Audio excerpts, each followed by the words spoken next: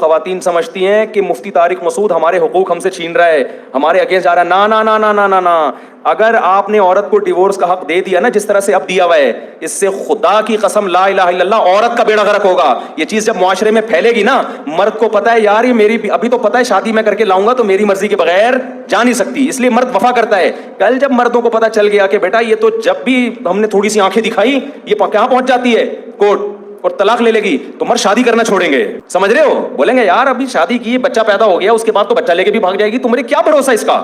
ابھی مرد کو پتا ہے کہ جب تک میں نہیں چھوڑوں گا نہ میرے بچے کہیں جانے والے نہ میری بیوی. تو مردوں کو کسی طریقے سے حقوق پر آمادہ کیا جا سکتا ہے, سمجھایا جا سکتا ہے. جہاں عورت کے پاس ڈیورس کا حق آ گیا تو سمجھ لو شادیوں کا ریشو کم. مرد کہے گا گرل فرینڈ بنانے کے لیے تیار ہوں, بیوی کے حقوق دینے کے لیے تیار نہیں ہوں, کیونکہ گرل فرینڈ اور بیوی میں فرق کیا ہو گیا, ختم. وہ بھی جب چاہے اپنی مرضی سے چلی جائے, بیوی بھی جب چاہے اپنی مرضی سے چلی جائے. وہ کہے گا بھائی ٹیشو پیپر کی طرح استعمال کروں گا, پیسے پکڑ, میری خواہش پوری کر, دفع ہو یہاں سے.